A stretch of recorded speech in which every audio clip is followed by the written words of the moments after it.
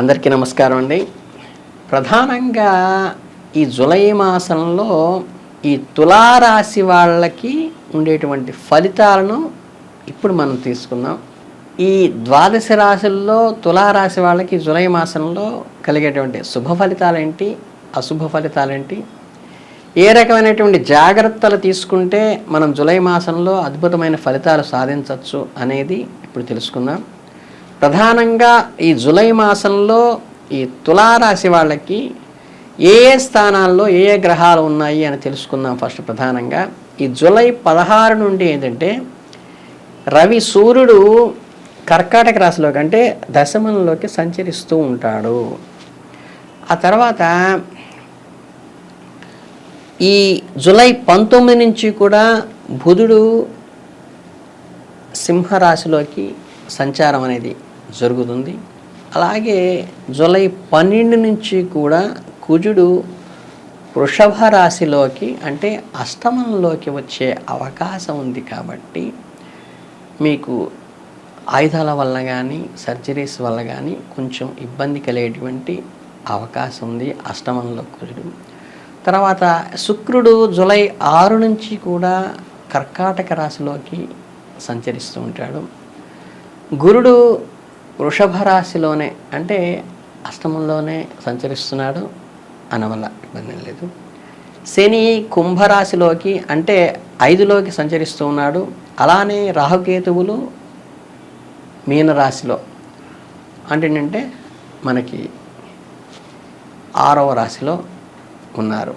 తులారాశి వాళ్ళకి ప్రధానంగా దీనివల్ల ఏమవుతుందంటే జూలై నెలలో మిశ్రమ ఫలితాలే గోచరిస్తాయని అయితే చెప్పవచ్చు. ఇంకా చెప్పాలంటే ఏంటంటే రవి శుక్ర సంచారం అనుకూలతే అన్ని రంగాల వారికి కూడా ఈ జూలై మాసంలో ఉత్సాహాన్ని ఇస్తాయి. చిన్న చిన్న శ్రమలకు కూడా ఫలించి సిద్ధిని కలిగిస్తాయని కూడా చెప్పవచ్చు. మనోధైర్యం కూడా కొనసాగుతుంది ఈ అచీవ్మెంట్స్ వల్ల.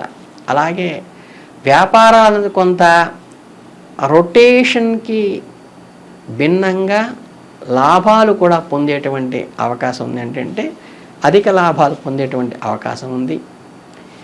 ఈ జూలై 12 నుంచి ఏంటంటే అష్టమంలో కుజ సంచారం వల్ల కొంత ఎముకలకి బోన్కి సంబంధించినటువంటి గాయాలు కానీ ఆరోగ్యంలో సమస్యలు కానీ మీకు యాక్సిడెంట్ వాళ్ళకి స్పీడ్ డ్రైవింగ్కి కొంచెం కంట్రోల్లో చేసుకుని ఉంటే దీని నుంచి సేఫ్గా బయటపడవచ్చు.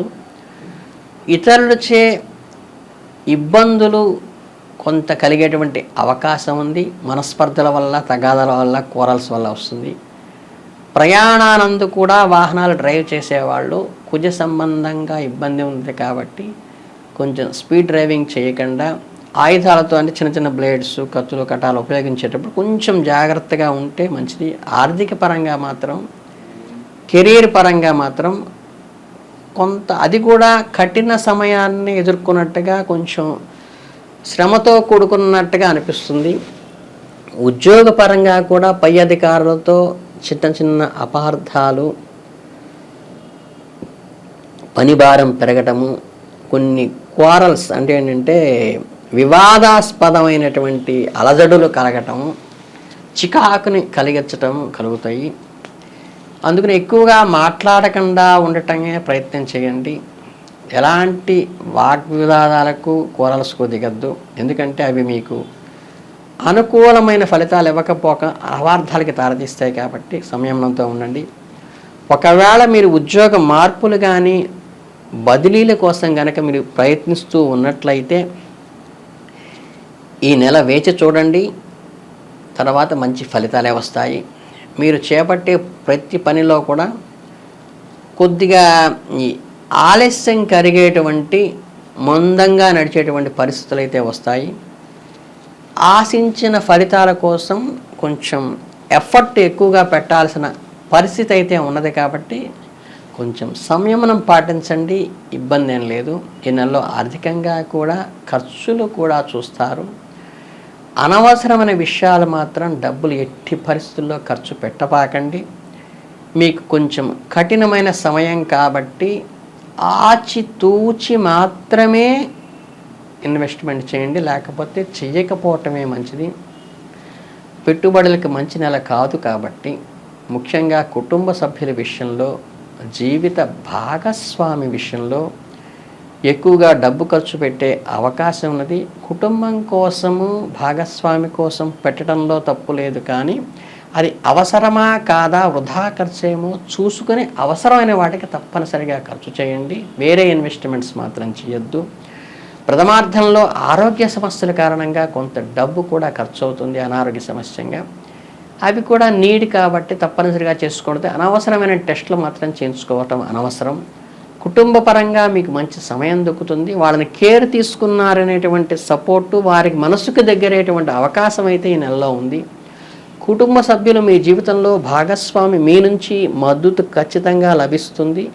దాని ద్వారా వారు మీకు దగ్గరయ్యే అవకాశం ఉంది.